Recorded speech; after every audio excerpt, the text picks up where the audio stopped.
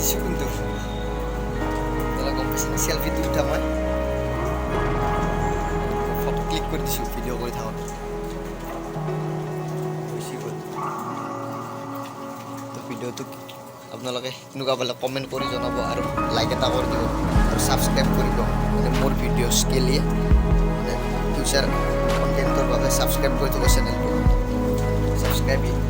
bell icon all press